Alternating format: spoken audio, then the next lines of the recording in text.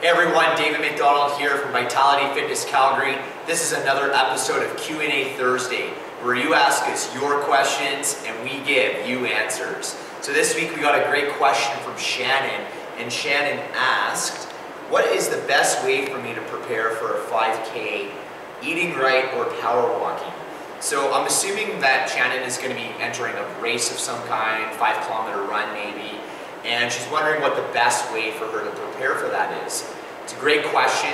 There's two answers to that question. We're going to dive into it in two parts. So number one, we're going to look at the training part. So whenever you're getting ready for a race, 5-kilometer, 10-kilometer, whatever it might be, you always got to look at what your starting point is. So what I mean by starting point is we have to look at what your fitness level is currently. Okay, so if I have someone who's an elite runner and someone who has never ran before, the protocol is going to be different in terms of getting ready for that 5 or 10K race. So I'm going to assume, Shannon, I have no idea if you're a beginner, if you've exercised before, but just for the sake of this video, I'm going to assume that you are a beginner. Now, if I was training you one-on-one, what I would be doing is one, I'd be starting you off quite slow. So I would probably start you off with a run-walk pattern. And the reason I would do this is, number one, I want to give your cardiovascular system time to adapt. Okay, time to adapt to the training that I'm putting you through. So I don't want to start you too hard too soon.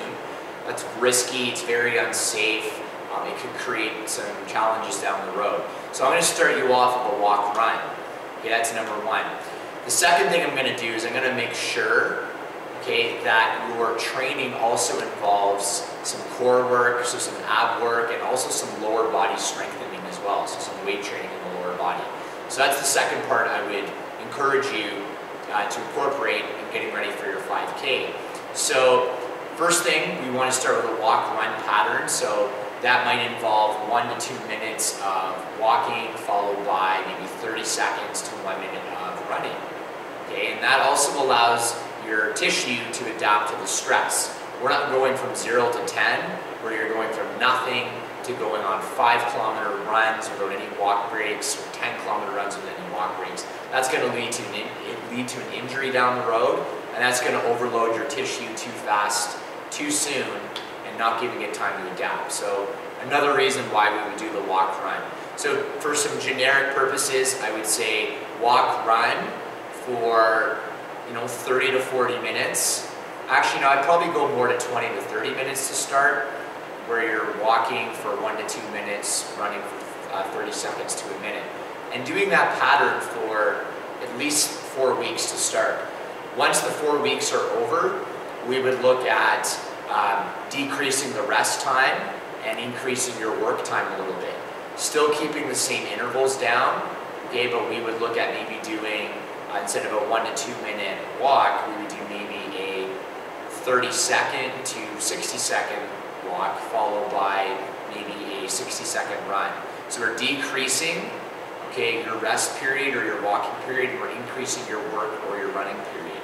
Okay, so we're scaling your intensity up slowly, gradually. We're being safe about it. So that's what I would probably do for the following 4 weeks after the initial 4 weeks. And what I would do is I would keep going at that level until we had you running a full 5K without any walk or rest breaks. Okay, and the reason we're doing that is, again, to keep you safe, to prevent injury, to give your cardiovascular system time to adapt to the running. Okay? The other part, like I mentioned, is I would also recommend doing core work. So doing planking, side planking, strengthening the abdominals so your lower back is not supporting you while you run. Okay, core work is very important for runners to do, and it's something that they often neglect.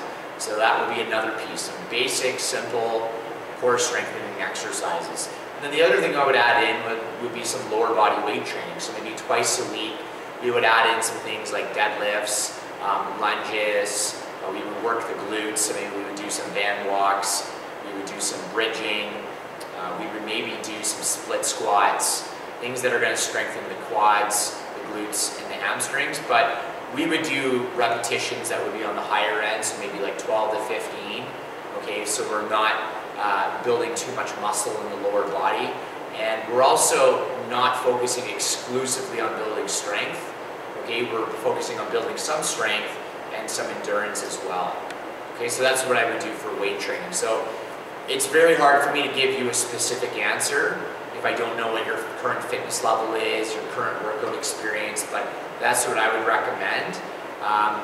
Again, starting with walk, run, doing some core work, doing some weight training twice a week. The walk-run pattern you'd want to do to start probably about 3 times a week. You'd want to do your core work 2 to 3 times a week, and you would want to do your weight training about twice a week. Shannon, if you want to know more on how you can integrate that into your routine, you're more than welcome to send us a Facebook message, or you can send me an email at vitalityfitnesscalgary@gmail.com, and I can give you some more guidance with that. Now, the second part of your question is nutrition. So I would keep nutrition very simple. I would focus on having a very well-balanced diet where you're going with 40 to 50% carbohydrates, you're going with about 30% protein, you're about 20 to 30% fat. Okay? Well-balanced, you're getting all of your food groups, you're getting complex carbs, lean protein, healthy fats. You're splitting that up over 3 meals and 2 snacks. So you're doing your breakfast, lunch, and dinner. You're doing snacks in the morning and the afternoon. Optional snack maybe in the evening.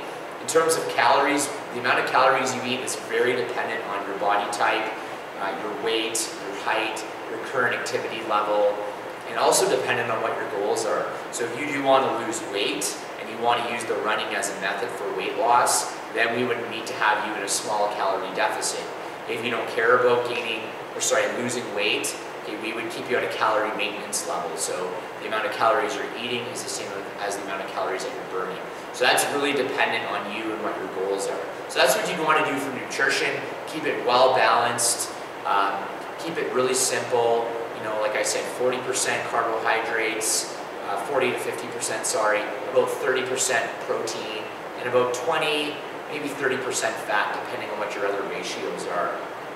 The other thing I will add in as well with the nutrition piece is before you go on a run, you want to make sure that you've had a good meal or good snack in you. So something that has both protein and carbohydrates. And in terms of eating before you work out, that's very dependent on the person. I would say you'd be safe eating an hour and a half to 2 hours before you work out. That's something you're going to have to judge on your own, and you're going to have to make that call based on how your body responds. You might be able to push it to an hour before your workout, but again, that's a bit of trial and error on your end. So, great question, Shannon. Thanks so much for asking.